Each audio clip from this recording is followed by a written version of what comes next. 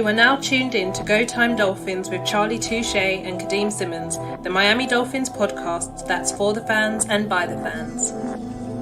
Gotta make them lose their mind when it's your time. And it's show time. Going all out when it's go time. Go. I ain't wasting no time. Gotta make them lose their mind when it's show time. Cause it's your time. Lay it on the line when it's go time. Go. Don't waste no time.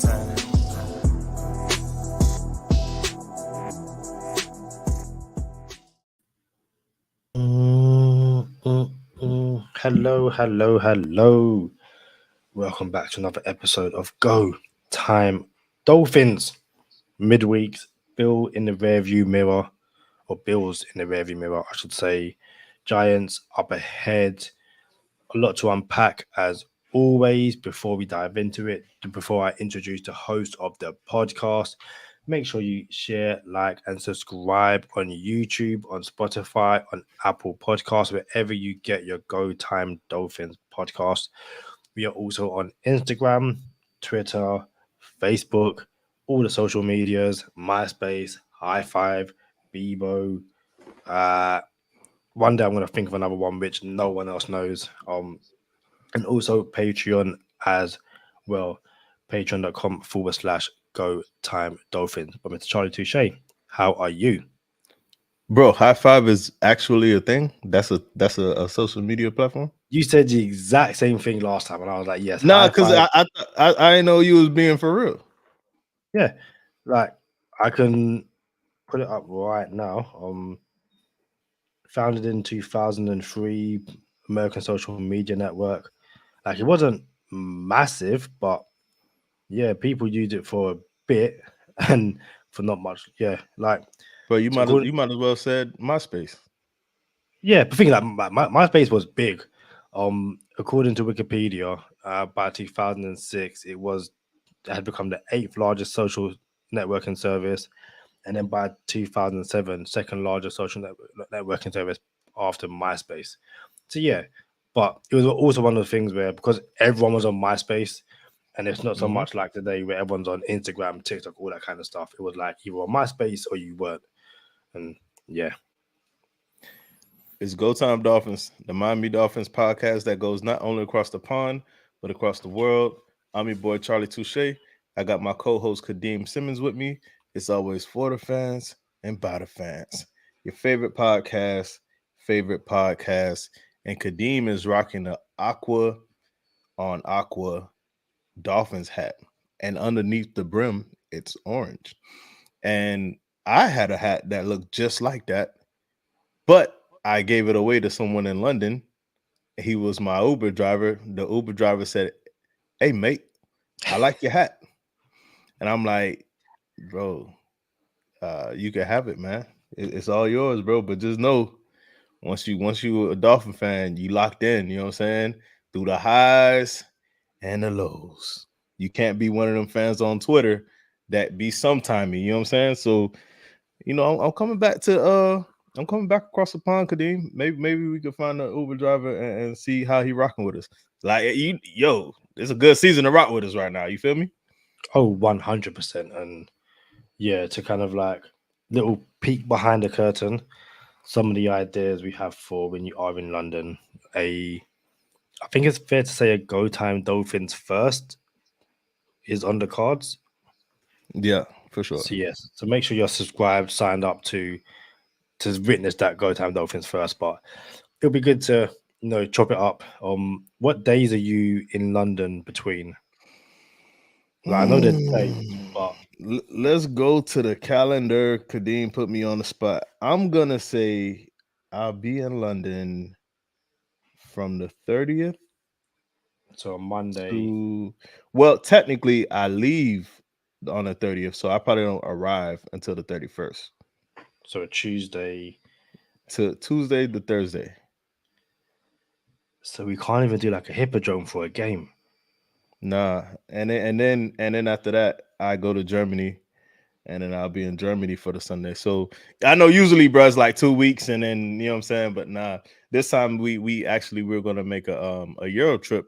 We're gonna go to Amsterdam, Berlin, France, Italy, then Germany. You know what I'm saying? But obviously first London, and we're gonna make it like a 2-week Euro trip.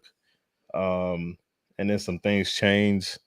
A couple people got some girlfriends and stuff. It was crazy. You know, like there's no reason. You know what I'm saying? Like imagine that. you know what I'm saying? Like so we shortened the trip and it's streamlined a little bit. It's just London and Germany now. But I will say this though. I was gonna like you heard about the bed bugs in France? What's going on with the bed bugs? You heard about that? Those bed bugs sound like they're making their way to London. So yeah, hey, bro. That's the rumors that they're traveling across the channel from France to London, and chill, bro. That's crazy. Like that's crazy. Yeah. No, what else is crazy? What's that? Mike McDaniel saying that if Connor Williams can't go on Sunday, Liam Eichenberg will be the starter at center. He said that a lot of people, like basically Liam Eichenberg in his first game at center in the NFL, like wasn't amazing, but he was like, how many times have people done something for the first time and it hasn't been like a Picasso painting? That was the like terminology he used. So yeah, Liam Eichenberg potentially being the starter at center against the Giants. What do you make about that?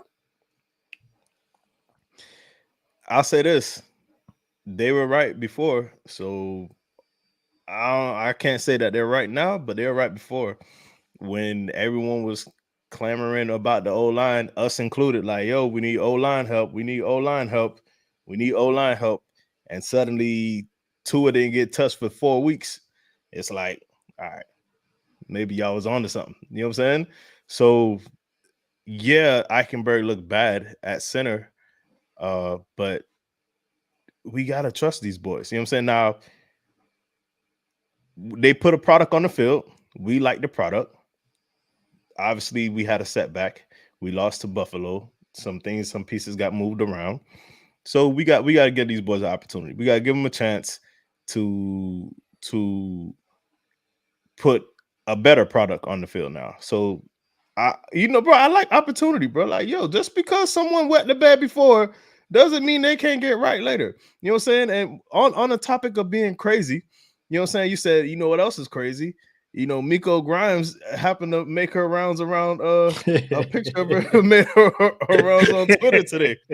So, like, yo, you never know, bro. We've seen some crazier things in the Dolphin fan base. Yeah, like I wasn't over the moon with the news. But like you said, these guys, for the most part, know better than us. There'll be times where we can say, "Hey, you hit it on the head." For the most part, they know. Yeah, the time was like, "Hey, you might want to do X," and they do Y, and it's like X was the reason, like X was the thing you should have done. But you know, these guys see these guys in practice week in, week out, day in, day out. Nothing left a chance, and the one thing I always fall back on is that I genuinely believe that these coaches and these players don't do anything to put themselves in a situation to lose on purpose. Like Liam Eichenberg playing bad at center isn't because he's doing it on purpose. It's because he's in a situation which is unnatural to him right now. For those of us who think we might be going a bit over the top saying he was bad at center, this one is courtesy of Sherrod Steve and Dolphins Nation. Liam Eichenberg has a pass protection grade of 10.6 out of 100 this season, which is ranked 44th of 44 centers in the NFL. That's dead last. That's his pass protection grade. Second lowest on the list is Michael Dieter with 28.3. No longer with the Miami Dolphins. Go figure. So it's not like we just out here just, rapping. Like, yo, there's some truth to this stuff. You know what I'm saying? So I gotta imagine the practice squad center, shout out to Alama, is gonna be better than the 44th ranked center in the league at pass protection, bro. If something tells me he'll be better than dead last, but what do I know? Yeah, I think if I'm to play devil's advocate and hit back at that, I would like to think he would be better. Like someone can always be worse than the person that's bottom. Like Alama, because again, Alama could come in and just be like, "Yo, they're in bright lights." And if I'm being fair to Liam Eichenberg, starting center in the first game against a Buffalo Ed Bill Oliver, defense, that for yeah, sure. like I was gonna say the like same thing. I was gonna say the that same like thing. that's difficult. So shout out to his cousin. He says, "One love, Kadeem and Charlie. Have you seen the Eichenberg memes going around? Hilarious." Yeah, I've seen them. The Lion King one is Shout out brilliant. to his cousin. Shout out to his cousin. 100%. Um, I personally don't partake in that kind of stuff online because I'm just like, you know what? I've got this platform, and two, I just don't see the point in hitting a player when he's down.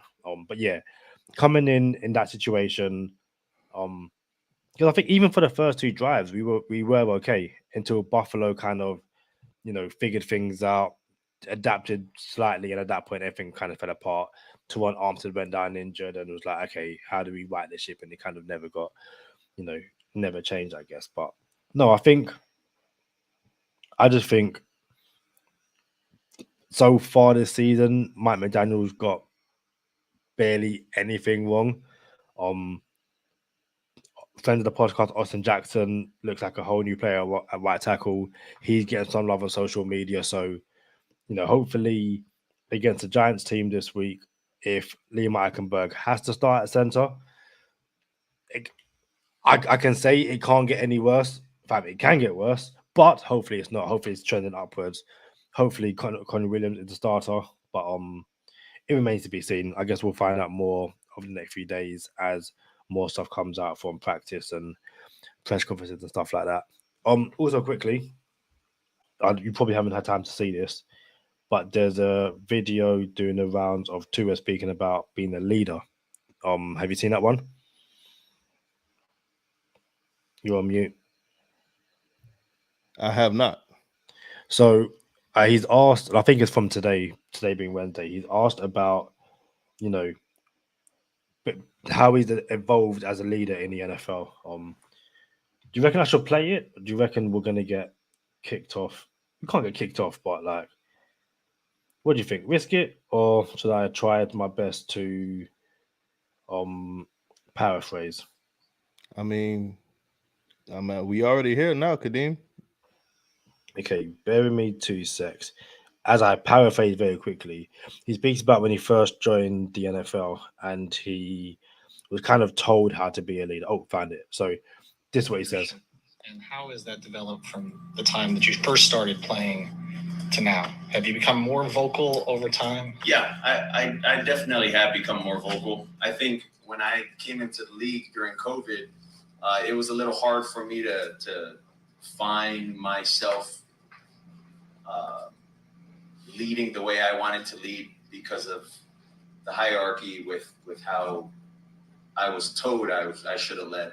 It just wasn't the way I felt comfortable with, and so I didn't lead that in that sense. I continued to lead the way I felt was necessary in being the true character to myself. And so, having Mike and the new coaching staff come in has definitely helped allow me to be myself.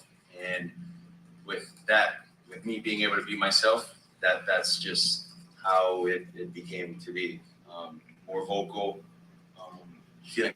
There's like another minute, and he kind of speaks about how some players being shouted at, other players like a quiet conversation and stuff like that.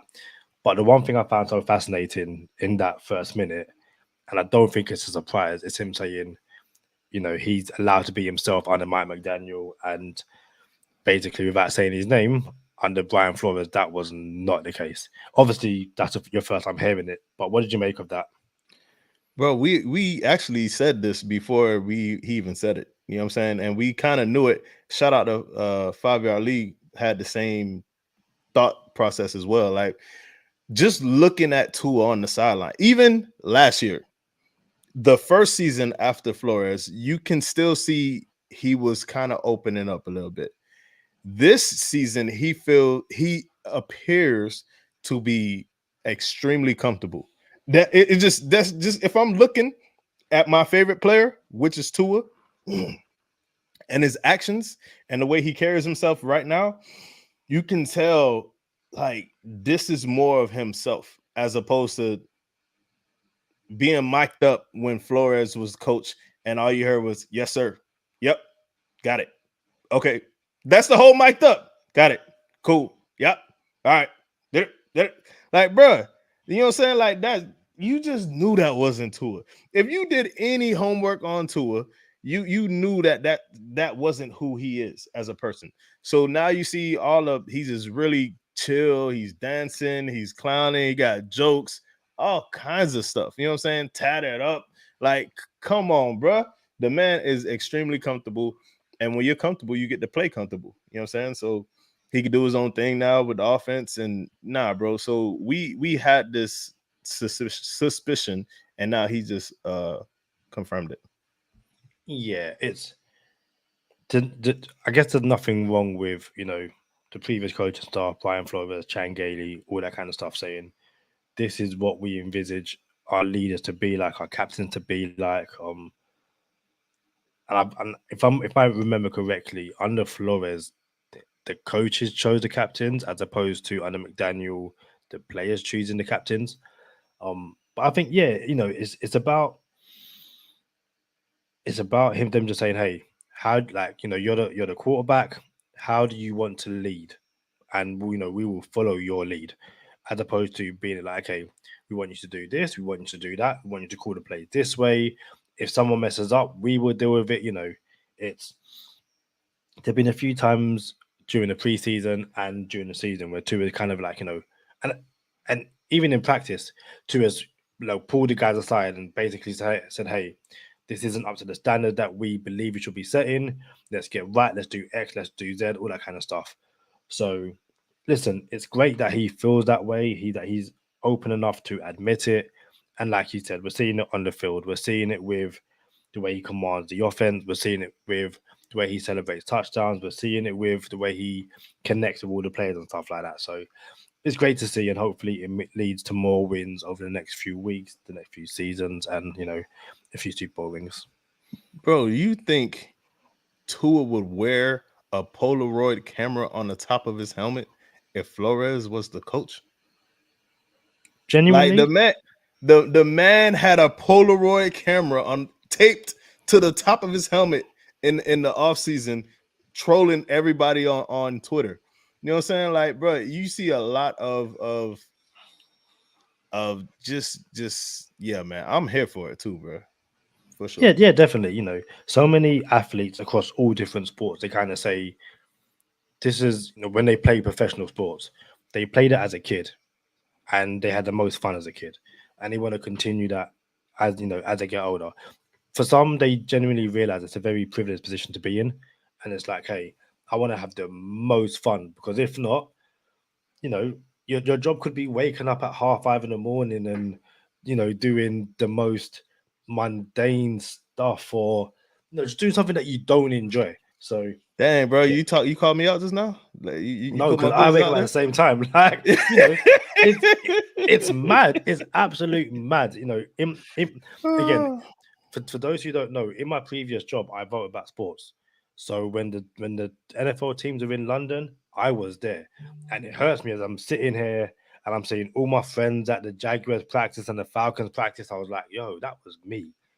I used to wake up at 11 o'clock and write about football for 6 hours and then play video games. I don't do that no more. So yeah, I'm jealous. It hurts, but it is what it is. Bro, speaking of people not having fun at their job, how about JC Jackson? Yo. So for those who don't know, JC Jackson was traded to the Chargers essentially for traded to the Patriots basically for like a sort of 6-round picks. And JC Jackson was basically made his name in New England only to leave their free agency, be paid a lot of money by the Chargers, and now has been sent back to the Patriots with is it Christian Gonzalez, the cornerback? Now you're on mute. Yeah, it is. Yeah. And basically JC Jackson balled out in New England, got paid more than Xavier Howard in LA, got hurt the first season, came back, got benched, and now they're like, yo, y'all take this man back, bro. Give us like a 6 and we'll just call it a day. So the Chargers just traded him back to New England. And the reason why this is news is because JC Jackson is the one who said Tua ain't it. You know what I'm saying? He had all the stuff to say about Tua not being a good quarterback, but dog ain't even a good corner no more. That's funny how that works. And Tua is on his way to being in another MVP conversation. I like it, Kadeem. Did you see what Gerald McCoy said? Yes. You gonna tell the people what he said? So he's on Gerald McCoy's on the Rich Eisen show. Shout out to Gerald McCoy. Met him once, interviewed him once. Great guy. But basically, they was being asked about elite quarterbacks and who Gerald McCoy thinks is elite and who Gerald McCoy doesn't think is elite. And the first name that comes out of Rich Eisen's mouth is Tua Tagovailoa, and McCoy's like, he's not elite. And his reasoning is, to be elite in the NFL, in his eyes, you got to do it for 2 full seasons. Like, you can't do it for 1 season and then like in a few year time do it for no. Be elite, play a full season, be elite across a full season, and then back that up with another elite season worth of play. So it's like he says Tua's not elite, Jalen Hurts isn't elite, Justin Herbert's not elite, Brock Purdy's not elite, and then I think in his elite list he's got Joe Burrow, Josh Allen, Patrick Mahomes, and Lamar Jackson. He says Dak Prescott isn't elite as well. So again, we had a quarterback rankings list. Check it out. Always a great episode when we do it. Shout out to everyone who sent us their lists. What did you make of Joe McCoy's elite and non-elite list and his reasoning as well? So you kind of made it a little bit worse than what it was. He ain't come at to it like that. He basically said he has to finish some seasons first, and then he has to do it over the seasons that he finishes. You know what I'm saying? So it wasn't like you're like, oh no, he ain't elite. You know what I'm saying? It was like, yo, dog gotta play more. You know what I'm saying? And which is fair. Because I wanted to have this conversation, bro. I was ready for Sherrod Steve. I was ready for the elite conversation with Sherrod Steve about Joe Burrow being elite, right? And here's my thing. No, it's fair. What he said, everything he said is fair. I just disagree with who he has as elite, and that's it. So I don't think Lamar Jackson is elite. I don't think Joe Burrow is elite, and I don't think he said one more. Josh Allen. I don't think none of them quarterbacks are elite. Here's my thing, and I wish Sherrod Steve was here for this, but shout out to Sherrod Steve. I don't think elite is really, really good. That's not elite. Elite is separating yourself away from everyone else, all of your contemporaries. That makes you elite. You know what I'm saying? So another thing, in my opinion, once you're elite, you no longer lose the title elite. You see what I'm saying?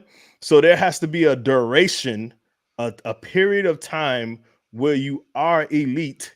So when Father Time catches up to you, at least we could be like, he's an elite quarterback. He has hit the upper echelon, and we would always acknowledge him as an elite quarterback, right? I.e., Aaron Rodgers. He's elite. He doesn't play elite today. You know what I'm saying? He's not that Aaron Rodgers of yesteryear. You know what I'm saying? But he's an elite quarterback. So from in my opinion, Patrick Mahomes is the only elite quarterback in the NFL today, in my opinion. And Aaron Rodgers, but he's hurt. So I do believe Aaron Rodgers will always be, it's almost like a Hall of Famer. Like, once you're a Hall of Famer, you're a Hall of Famer. So Aaron Rodgers and Patrick Mahomes are the only 2 elite quarterbacks in the NFL.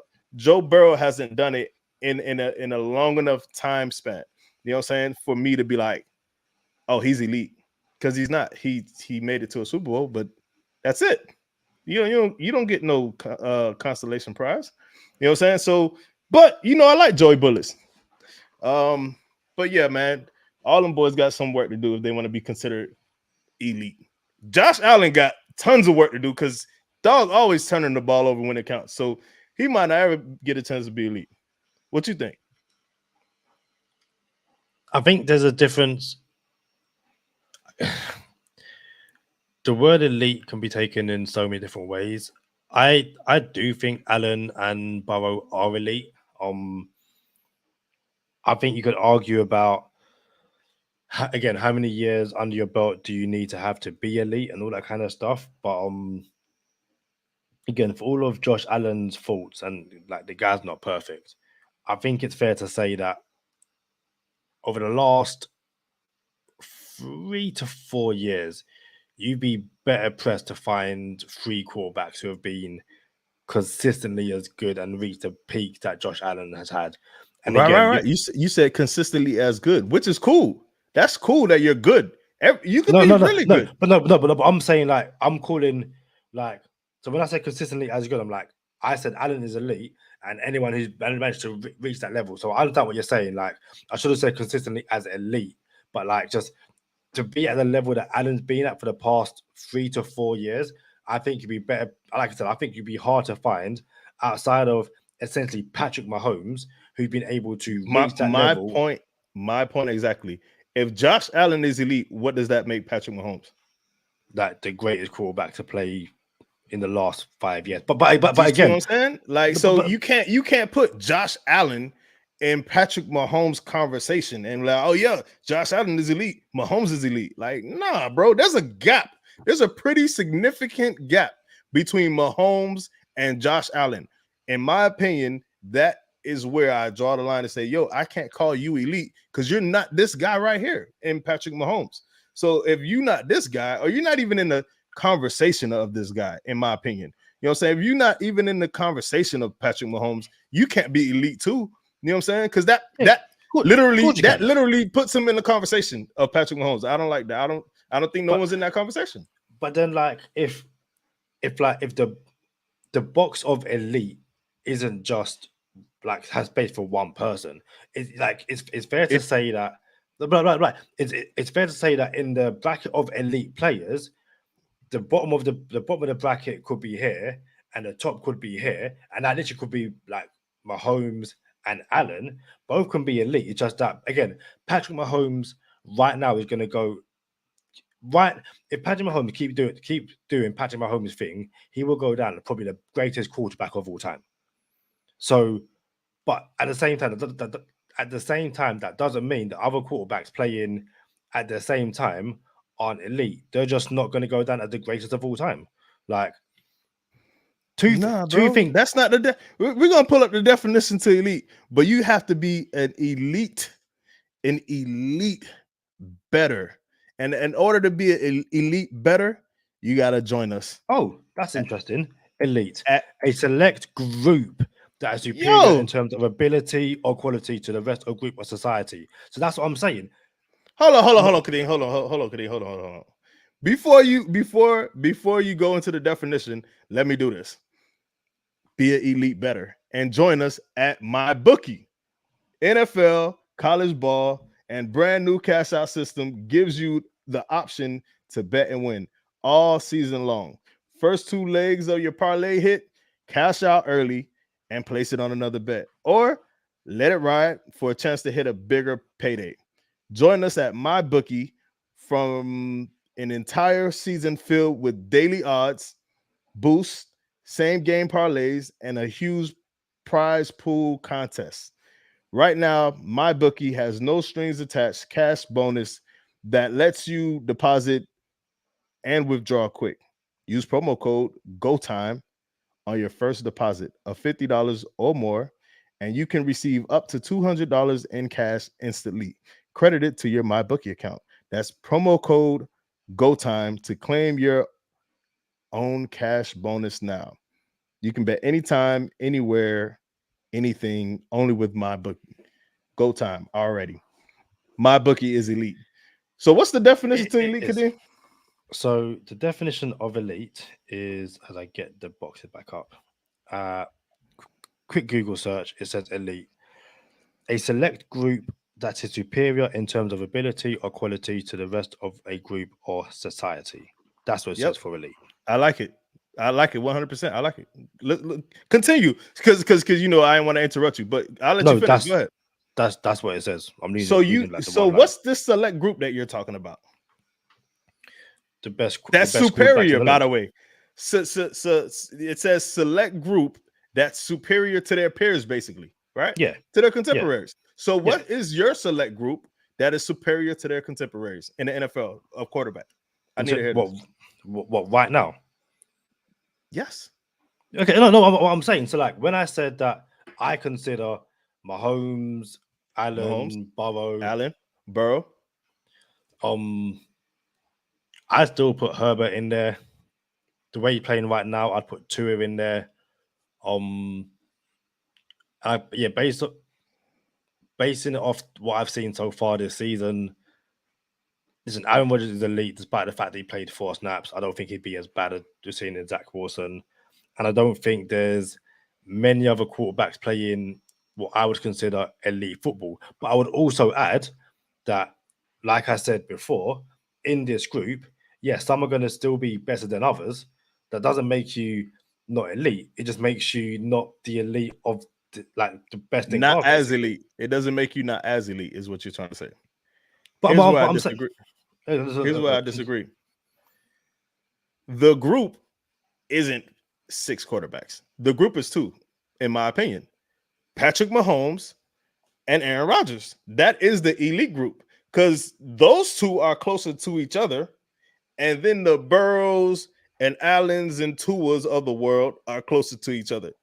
None of them boys are on Patrick Mahomes' level in their conversation, nor Aaron Rodgers. Like, there's no way you can say Josh Allen, Tua, or Burrow is in Mahomes' conversation, bro, or Aaron Rodgers.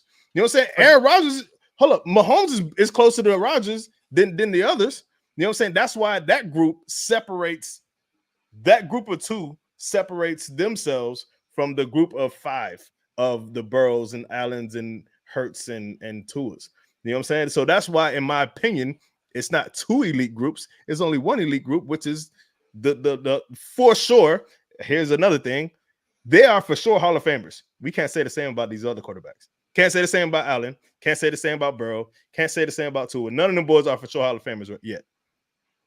Yeah, but then again, like what I'm saying is that you can have the elite group, and then once you delve further into the elite group, you can break it down even further, if that makes sense.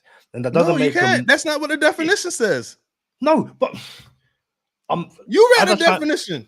No, you read the definition is a select group that is superior in terms of ability or quality to the rest of a group of society. But then that's like saying, okay, if you go back and look at the best quarterbacks of all time, yeah, and then how many of those would be elite? But then at the same time, when you look at those quarterbacks, some will still be head and shoulders above the others. It still doesn't make them not elite. It's just like, do you know what? When you look at these quarterbacks, when you break it down to these 5 quarterbacks, one's going to be first, one's going to be 5th. That doesn't make the 5th guy not elite. It just means that when ranking those elite quarterbacks, he happens to be 5th. That's the point I'm making. So when you're ranking, or to go back to what McCoy was saying, which is how this all started, if McCoy has a list of 5 who he considers to be elite quarterbacks, and he then ranks those 5, just because the guy finishes 5th, that doesn't make him not elite. It just means that it just means that in this group of elite quarterbacks, one guy had to finish 5th. First of all, it doesn't make any of them elite at all. Just because it's just it's your opinion, it's my opinion, it's McCoy's opinion. But is it Gerald McCoy? Because that sounds weird, bro. It's Gerald McCoy, yeah. Dang. So anyway, nah, bro. I still disagree. Like you can't have. So if that's the case, so this is what you're saying, Kadeem. Josh Allen is in Patrick Mahomes' conversation. You can have a conversation where, when talking about okay, let me finish. You can have a conversation where, yes, Mahomes and Allen are part of a group of elite quarterbacks, I should say. That doesn't, and I'm not saying that Allen is better than Mahomes. I'm just saying when we do our quarterback rankings list year and we get to the top 5, if someone was to say, you know what, that top 5 is the elite quarterbacks, you go, okay, cool, fair enough, because they made the Nah, top I 5. don't. Nah, top 5 doesn't mean elite though. Top 6 doesn't mean elite. Top 7 No, doesn't mean but elite though. no, Top but 3 again, doesn't even. Top but 3 doesn't again, even mean elite. that's what but like I just said, if someone was to say, okay, if you make the top 5, you can be considered, like, you could turn and say, well, you know what, I disagree because I think it's a top 1 or top 2, blah blah blah. All I'm saying is that depending on the people you're talking again, so who are the top 5 quarterbacks of all time? And you'd probably go Marino, Manning, Sure. Brady. We yeah, right. Yeah, We yeah, get yeah, it. We yeah, get it. Yeah. yeah. But all of them are elite though. That's a little different than this conversation. How is it look? But again, like, for what Marino could do, some could make the argument that Marino is head and shoulders above Brady in terms of like being a pure I passer. don't disagree. I don't disagree. But then that's not saying So go ahead. No, go ahead. Go no. ahead. So if Marino is head and shoulders above Brady, but both are elite, why can't Mahomes be head and shoulders above Mahomes, but both Mahomes be head and shoulders above Allen, but both be elite? Because the difference is the quarterbacks that you mentioned, the Mahomes, Brady, Favre, whatever, it is unanimous decision in every football person's mind that all of them are elite. It's unanimous. It is an understanding that those quarterbacks you just named are the consensus best ever. It's unanimous that all of them are elite. It is not the same with these other quarterbacks. And just because, like, bro, all of those boys sniff Super Bowls. You know what I'm saying? Like, either won Super Bowls, lost Super Bowls, sniffed Super Bowls. Josh Allen ain't even like, he ain't even smelled one yet from a distance. You know what I'm saying? Like, nah, bro. Okay, one, that's not true. And 2, we're comparing players who have finished their career, so we can say, you know what, yeah, we know how their story ended. Allen's story hasn't ended yet. And Allen has got close to that's Super Bowl. fair. Yeah. And that's fair. So when you do become elite, we can say he's elite now. You know what I'm saying? Oh, he's elite now. You know what I'm saying? Like, once upon a time, Patrick Mahomes was not elite and he became elite. You know what I'm saying? So it's okay. I'm not saying Josh Allen, Burrow, Tua, and whoever else aren't going to be elite or can't become elite or are not good enough to be elite. They are, all of them. But they are just not elite today. That's all I'm saying.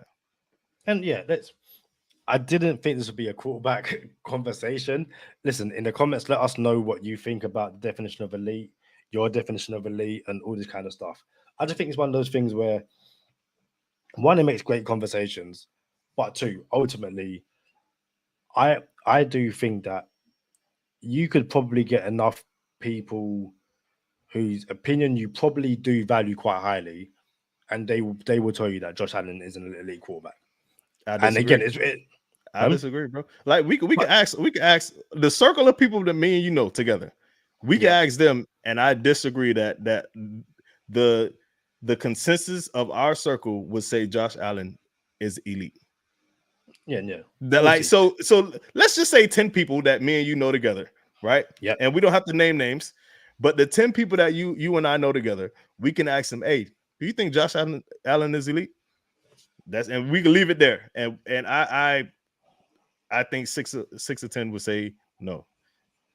Bear with me 2 secs because I found it. And again, I'm not doing this like to. So like I'll see what I'm doing. I'm looking at the quarterback rankings list that we just did, and I genuinely want to see where Josh Allen ranks in people's list, because I'm like, you know what, it will be interesting. So Avon the Brain has Allen 3rd. Bert has him 3rd. Okay. I got him 4th, don't I? Yeah, but saying Charlie Wilson has him 3rd.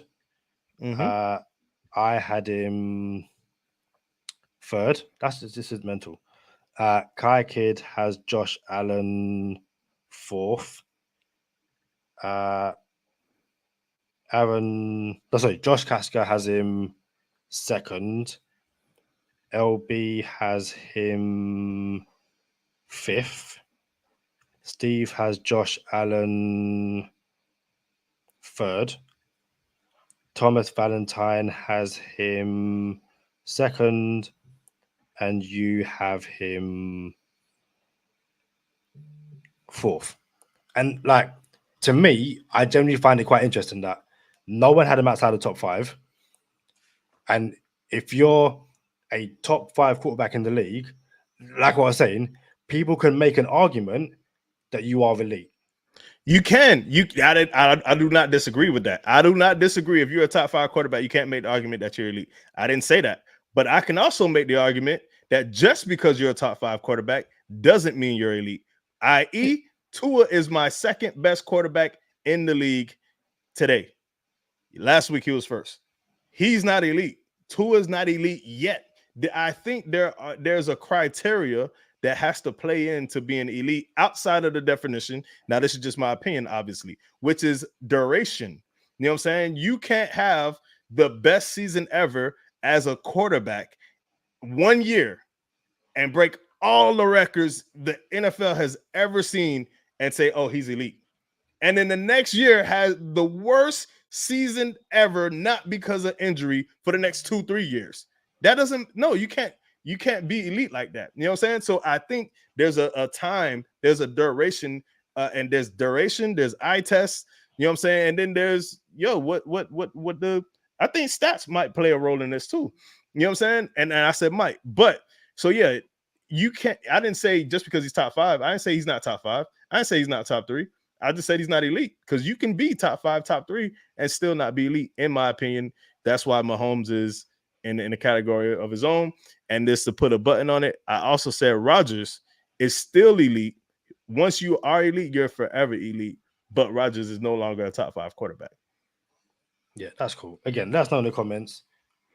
This it's ended up being a quarterback conversation, and I would love our quarterback conversations. I know for a fact Shea is going to be in your phone after this. I know Thomas Valentine is going to be in my phone. Like, why not? Like, and they're both going to be like, get me on.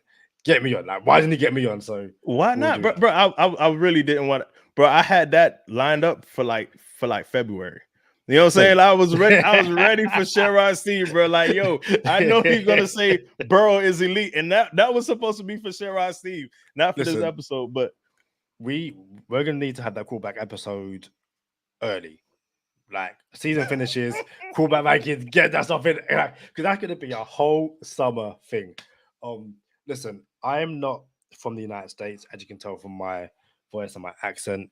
We don't really do report cards like that, but I know in the States report cards are quite big, and I thought it'd be a good chance. You know, we're a quarter of the way through the season, kind of, because of now 17 games, and to kind of look at the Dolphins over the first 4 weeks of the season and kind of give a brief, you know, how we think the offense has done, how the defense has done, and the coaching staff has done.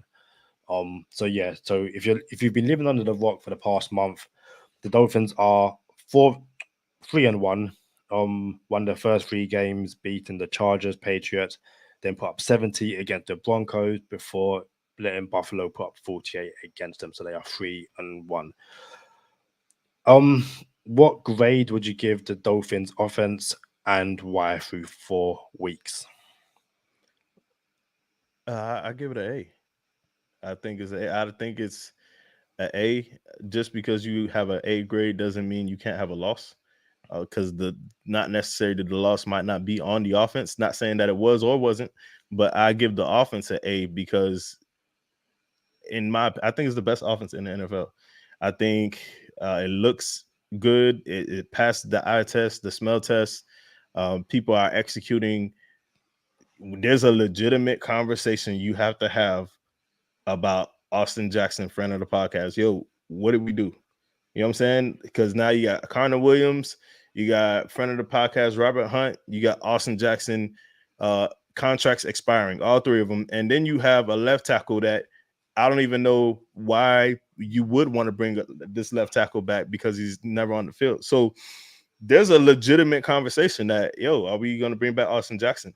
And what does that contract look like? So this is an A because they silenced a big segment of the fan base with the way the offensive line is playing. Not only the offensive line, shout out to our dog Tua, shout out to Tua's cousin in the comments. So yeah, man, this is the A to me. Everybody's performing, everybody's hitting on all cylinders, and Waddle isn't even Waddle yet. You know what I'm saying? So this is the offense is A. You? Yeah, I can't disagree with that. The offense is an A.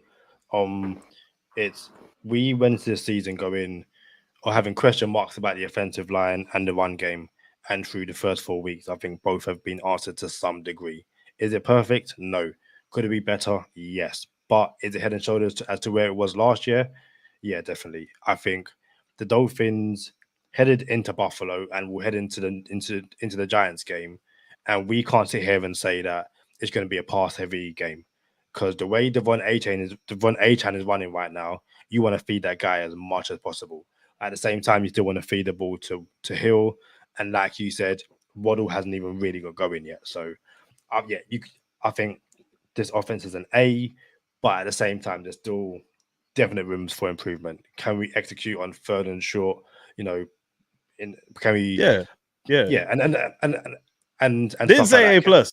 Didn't say 100%. A plus. And I think even if we had beaten Buffalo and put up, like 30 points, I still think I'll still have the same, in third and short situations, we can be a bit lackluster. But at the same time, deep passes, big runs, all that kind of stuff. I'm giving the offense an A through the first quarter. Before you move on, since 2022, and with Coach McDaniel, Tua has a third down passer rating of 124.8. That's 15.8 points higher than the number 2 quarterback, which is Patrick Mahomes.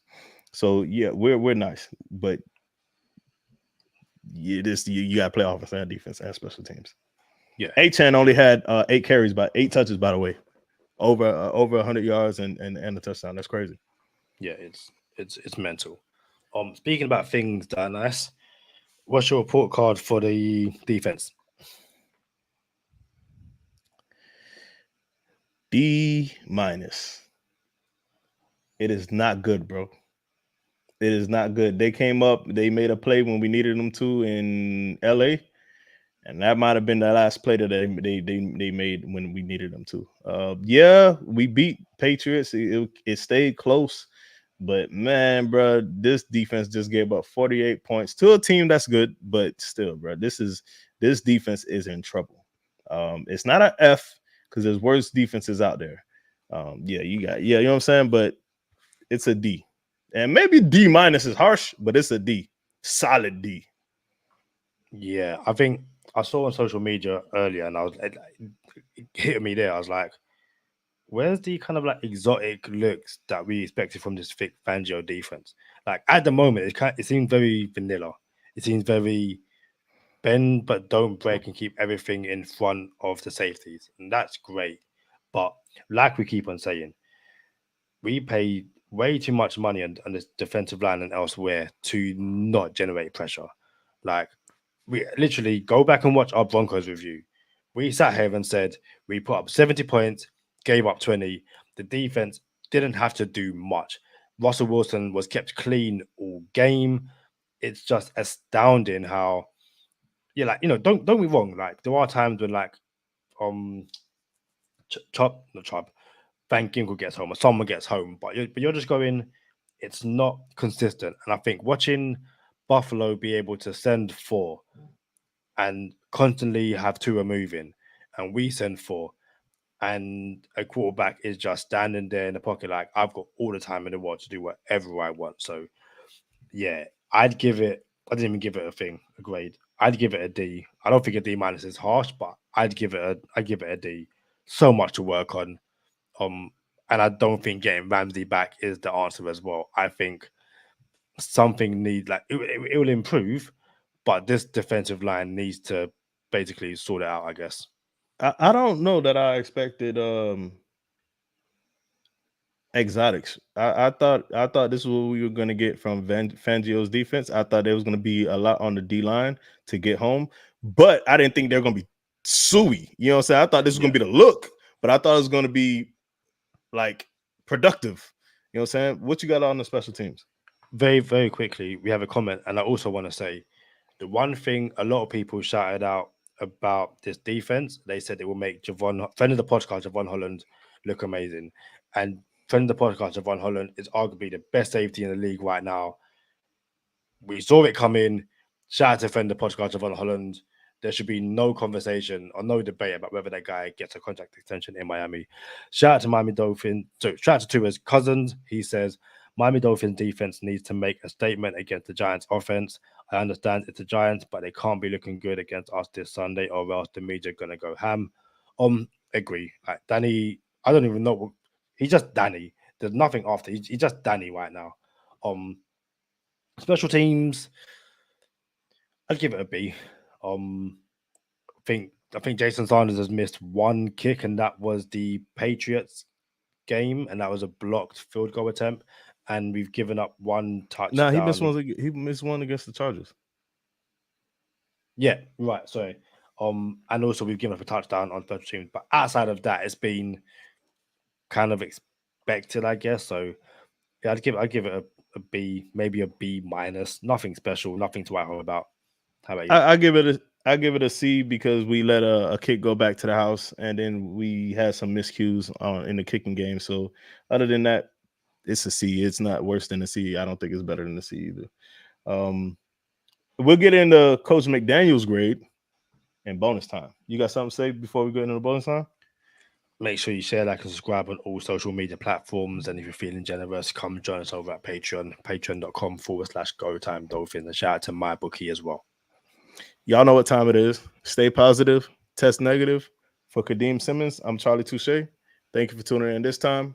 Make sure you catch us next time on Go Time. Already. Gotta make them lose their mind when it's your time. And it's showtime. Going all out when it's go time. I ain't wasting no time. Gotta make them lose their mind when it's showtime. Cause it's your time.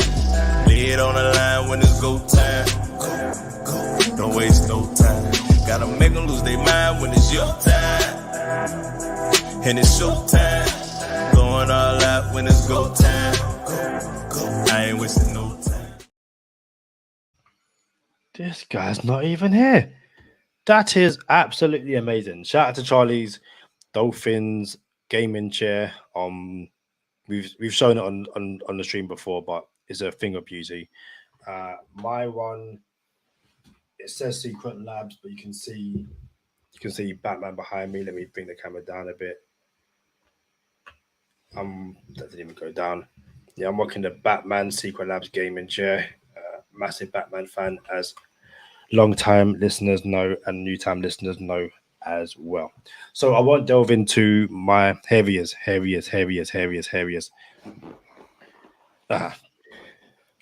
Coaching staff, or Mike McDaniel, with the coaching staff report grade. Before we get into Mike McDaniel grade, shout out to my hat and my shirt. It's the, I want to say, third generation Marlins logo. The Miami Marlins are in the playoffs. We just took an L. We got 2 more games, and I'm just hoping the Rise could come back and thug it out for us, and we could get to the next round. But good luck to the Miami Marlins. The city of Miami is still glowing. We had the Florida Panthers. We had the Miami Hurricanes of college basketball. FAU was balling. Enter Miami with Messi. The Miami Heat made the finals. Now the Marlins are in the playoffs, and then the Dolphins are going to the Super Bowl this year. That's crazy. A lot of good stuff happening in Miami. And in order to do that, we need our coaching staff to do what it does best. I'd give Mike McDaniel an A-, and I'll give Vic Fangio a D. I think McDaniel was called some great games, obviously the Buffalo game, all that kind of stuff. There's still a few times I'm just like, I'm not quite sure. Again, like the play calling has improved 100%. The challenging of play so far has been relatively okay. Not had too many issues, but I still think there's been a few times I'm like third and short where it's like, especially against Buffalo, it's like, yo, feed back to Barrios. Can we feed Devon Achan? But no, outside of that, can't give too many credit or too much fault to Mike McDaniel and then Vic Fangio. This defense, when this defense is playing as bad it is, you kind of have to look at coaching. The run game against the Chargers was just the run defense against Chargers was non-existent. We can talk about who would be better to cover Stephon Diggs against Buffalo. I still think you should have at one point made a change and see what X can do against him. Or double him. Yeah, just don't do what he did for the entire game. And then also, listen, there's a reason why, and it's not I need to see Cam Smith or 20K Cam. There's a reason why he hasn't made the field yet. But, you know, like I said, before the Broncos game, have him available. If you're winning comfortably enough, you can, you know, give him some easy snaps. Obviously, you want those snaps to be earned, but he was inactive. We was up by 50 points, and he didn't see the field. It's frustrating. Correct me if I'm wrong. He was active before that game, and then and then he was inactive for that game.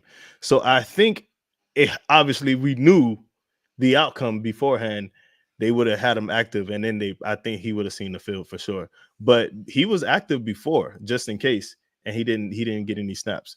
And then he was inactive for Denver, so that's why we didn't see Cam in the Denver game. So my grade for Fangio is, you get this is your defense. They got a D-, you get a D-. Duh. You know what I'm saying? D for duh. You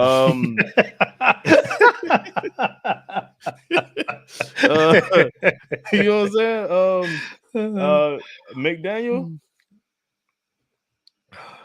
I think McDaniel gets an A, bro. Like, it's okay. Like, we're nice right now, bro. Like, Chris Greer get an A too. You know what I'm saying? Like, we're we have one loss to a team that we're gonna have to see 2 more times this year. You know what I'm saying? I expect us to struggle against the upper echelon of teams in the league. You know what I'm saying? So that's okay. I didn't say we're gonna lose to them. We can struggle and still win, but this is the best of the best. You know what I'm saying? So if the best 4 teams in the league, which in my opinion are the Niners, the Dolphins, the Bills, and the Chiefs, if they played each other in a round robin 10 times, everyone's going to lose a few times and everyone's going to win a few times. So it is what it is. This is you got to find a way to win these games. And I'm going to say it again. I'm glad we got out of the way. So 100%. Sorry. So yeah, man, we got to I think it's an A still, but we have to improve. Like, it's not an A+. A+ is, there's nothing we can correct. There's always something, you know what I'm saying? So yeah, we have room for improvement, but unfortunately, we have room to digress too. So we don't want to see that.